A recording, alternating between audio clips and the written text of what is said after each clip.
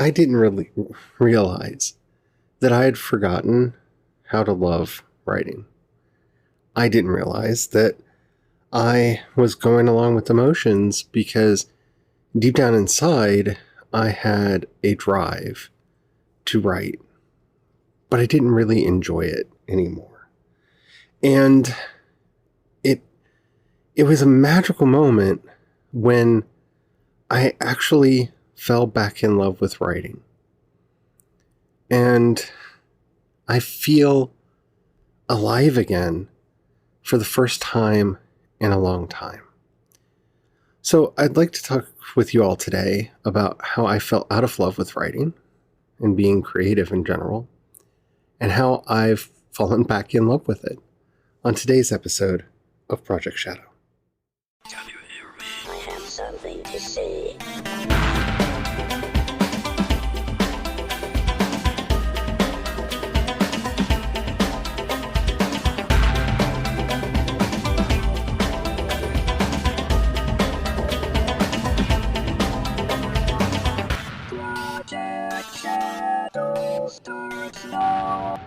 Hello everyone, how are you doing today? My name's Charlie. You might know me better as sci-fi fantasy writer C.E. Dorset.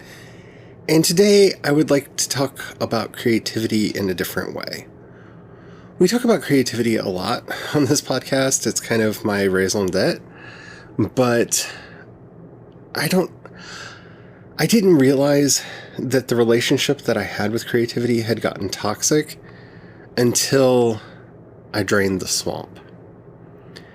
And then looking back over the previous years, I realized exactly how bad of a relationship I had with it. It was kind of like being in one of those bad relationships, not necessarily abusive ones, but you know, those bad ones that you think is good until you finally break up. And then you look back at it and you're like, man, why were we together in the first place? Like, it makes no sense. And yeah, it was kind of like that. Except for, instead of breaking up, I fell back in love.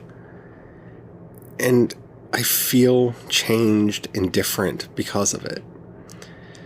You see, as I've mentioned on this show numerous times, because I'm an oldie, my first book came out in like 2005. And so I've been doing this for quite some time. I've been writing since I was in high school. I finished my first novel in 1995. And I had been writing that book for about 4 or 5 years up to that point. I finished my second book a year later, my third book a year after that, and it wasn't until about 2000 or so, but it's closer like 2003, I think, that I wrote the book, the work that would eventually become my Legends of the Jade book, the Legends of the Jade Moon series. And, you know, I loved writing. Like, everything that I did brought me back to it. Whether I was working a day job somewhere or, you know, just struggling to get by during the financial crisis that people don't talk about in the early 2000s. It was always kind of a struggle because I wanted to write. It was only after the Liquid Sky books came out that my life started changing. Because in my head, and this is where it's really important to distinguish between having a career as a writer and having thoughts about what a career as a writer should be. And we really need to like hold those up in a mirror and put them through an X-ray machine and an MRI and a CAT scan and do an ultrasound on them as often as we possibly can, because that's where it all went wrong. My first book came out and I was enthralled. I was really, really happy. I believe, if I've got the order right in my head, my second book was about to come out. And this is kind of where the poison entered in for the first time. I got a deal working with Amazon. I don't know how many of you remember this because this goes back to the aughts, but before there was a Kindle, before ebooks were really a thing, Amazon was doing this thing that they called, I think it was just called Shorts, Amazon Shorts. And they went into a little digital locker, and you got to download a PDF version of the story. And yeah, it was kind of their dry run that would later morph into Kindle and all of that. And they took me on as a writer, and it was magical. I got to work with a really good editor who taught me a lot. I got to work with a really uncreative cover team who did some of the worst covers I've ever seen in my life. But it was my first experience working on, not necessarily deadline, but, working with a company like that. And I thought that I was at the beginning of something huge. And this is when the poison came in. This is when the toxins came in, because I started thinking of my work as a product, and I started thinking about everything that I did as career and branding and all of those things that are not necessarily evil. Don't get me wrong. I'm not trying to say that those are bad ideas. I'm saying that I got a very toxic view of them, to the point where I repeatedly would have prolonged periods of paralysis, because I would release something and I would see it go up to number 1, because I was an exclusive writer with Amazon. I signed that as part of my contract.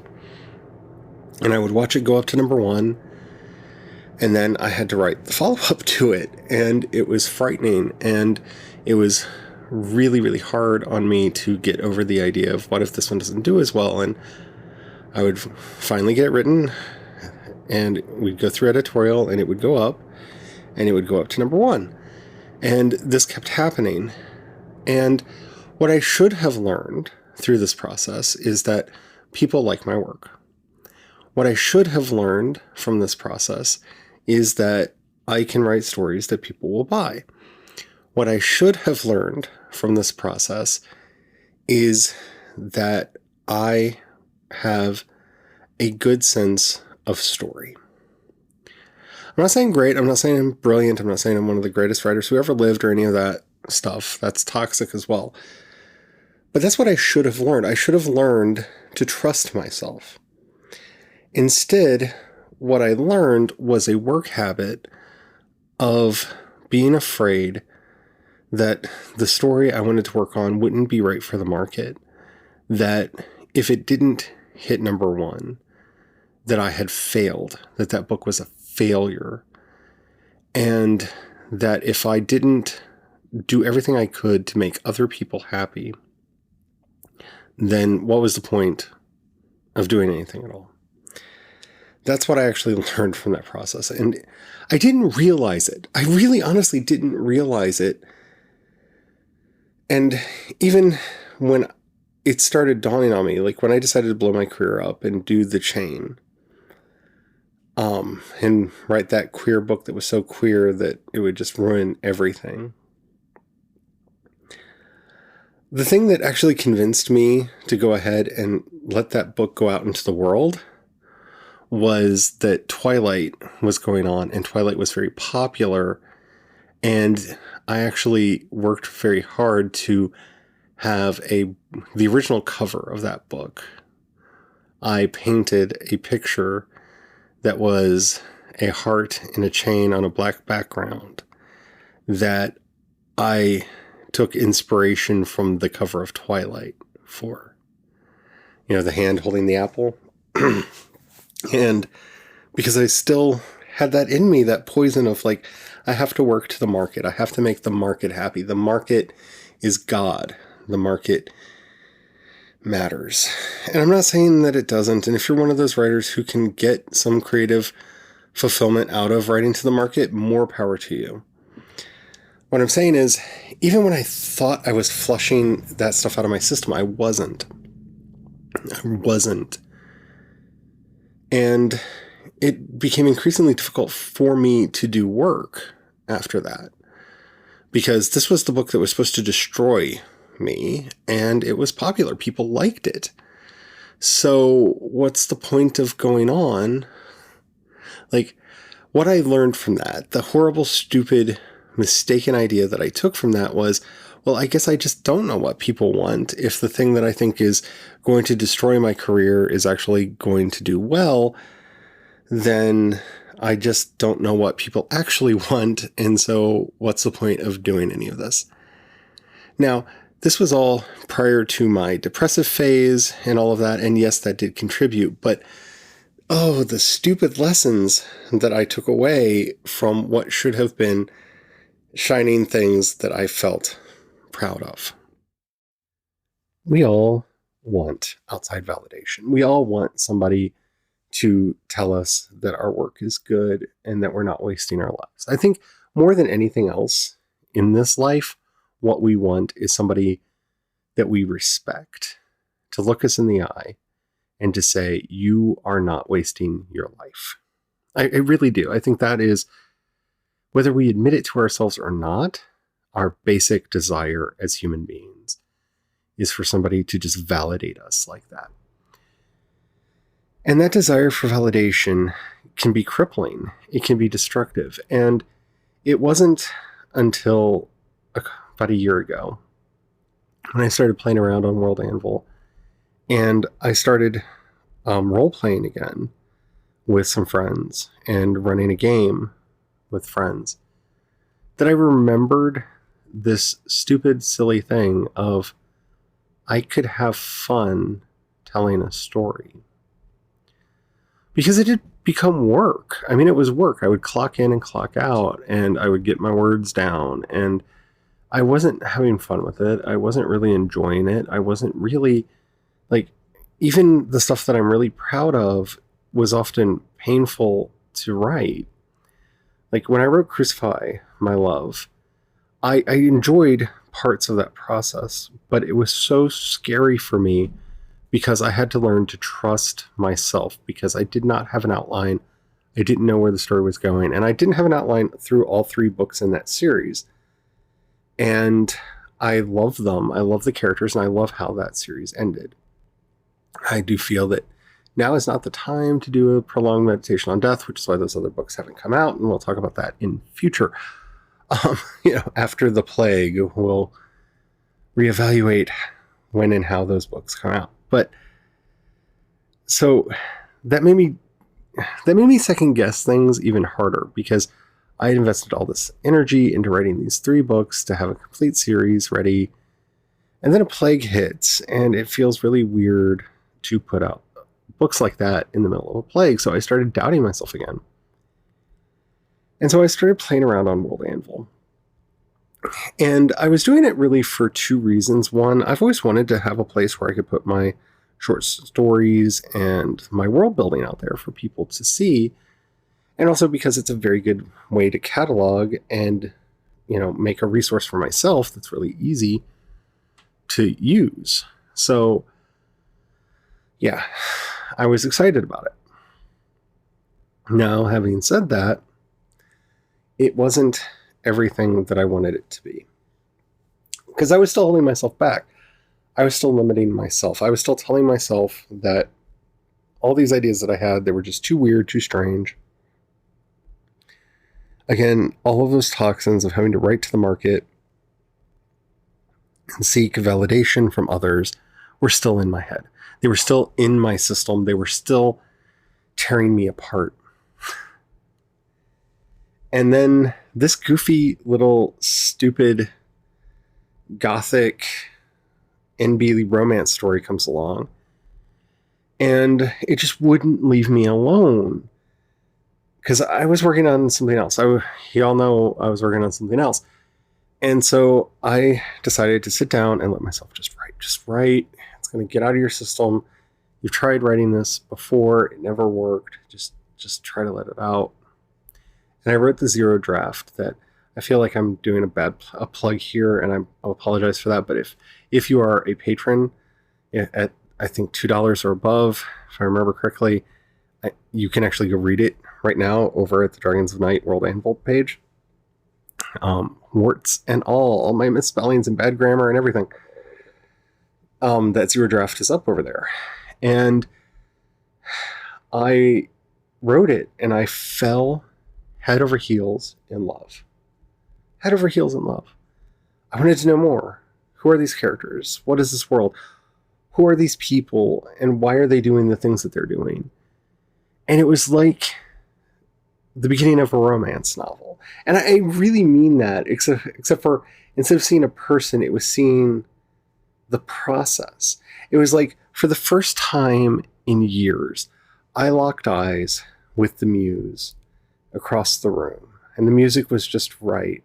And we decided to get up and dance. Now, why this story? Why now? Well, if you've been following my writing career over the last couple of years on this show, then you'll know that my biggest projects have been learning to trust myself again and to just have fun. Yes, I want to make money off of my work, but if it's not fun for me, it won't be fun for anyone else. And by taking those maxims to heart, and for spending the last, 3 years focused on that, I accidentally stumbled upon a story that just woke me up. And I want to spend all my time there. Like, my husband comes home and he's like, "You want to watch something on TV?" And I'm just like, I want to keep working on my world in full. I want to keep doing my world building. I want to keep writing. I don't want to stop. And I've had several writing days where I got up in the morning and just started writing and didn't stop until he got home, and I wanted to spend some time with my husband. So I stopped. And it was all about learning to trust myself again. See, when I was a kid, I didn't question whether or not anything I wrote was good, and I should have, because it wasn't at all. But I didn't question. I just wrote for the sheer joy of writing. And again, I'm not trying to say that learning the craft and learning grammar and all of that stuff isn't important. It's vitally important. It's insanely important. But you can't let yourself lose connection with that part of you that just loves the craft, that loves the writing, that loves telling the stories. And it's not so much about this particular story, because for a brief flicker of a time when I was working on the Mask of the Gods books, I felt that. But it always got hammered back down by this, but you need to make money. But it needs to be more commercial. We need to figure out ways to make it more commercial. We can do that in editing. I don't care about that anymore. And that's one of the reasons why I upgraded to Sage on World Anvil, because I can use World Anvil as a place where I can put my patrons only stuff, and then hopefully get some patrons that are willing to help me over there and will actually support my work. And I'm still going to be putting out books and stuff, but I care more about the writing now than I do about the market or about the external validation. I care more about the craft and enjoying it than I do about any of those other things. And I don't think I would have been able to say that without Janet from World Anvil's enthusiasm, because it is contagious. It is contagious. If you've not watched any of the videos on their YouTube channel, you should definitely do that, because her enthusiasm is contagious. But also the tools that Demetris has created have allowed me to feel comfortable sharing these ideas and these worlds and to build them in a way that I didn't think I would be able to, and have allowed me to reconnect with a part of myself that I thought I had lost forever. And I'm very grateful to them, and I will always be grateful to them for that. They taught me how to love story again. And there's no greater gift than that. So what I hope you got from my story here is my mistakes, caring more about the money and the validation than I did about the experience, because life is about the experiences. So treasure the ones that you have. Thank you for listening. If you have any questions, down in the show notes, you'll find a link to the voice message system. You can hit me up with any questions, comments, or topics you'd like to hear addressed on the show. I would love to hear from you. Keep it short. I think they limit you to a minute of record time. It's like a minute or 2 minutes. So keep it short. I would love to hear from you. You can also hit me up at CE Dorset on Twitter and Instagram. And you can find links to everything that I do over at projectshadow.com. If you've got a buck you can pass my way, in the same show notes, you'll find a link to both my Patreon and my listener support. Thank you to everybody who does that. It means the world to me. It really, really does. If you don't have any money right now and you don't feel like giving, perfectly all right. But please share anything that I do that you like. That helps out more than you know. Yeah. So just a reminder that this is the last daily episode for a while. Next week, we're going over to a weekly format because it'll be easier for me to do the Camp Nano summer world building stuff if I don't have to do a daily show throughout it. Thank you so much for listening and for your patience. And let me know what you think about that, because if you like the weekly format better, then I can stick with it afterwards. So until next time, stay well, stay safe, and don't forget to have the fun. Bye.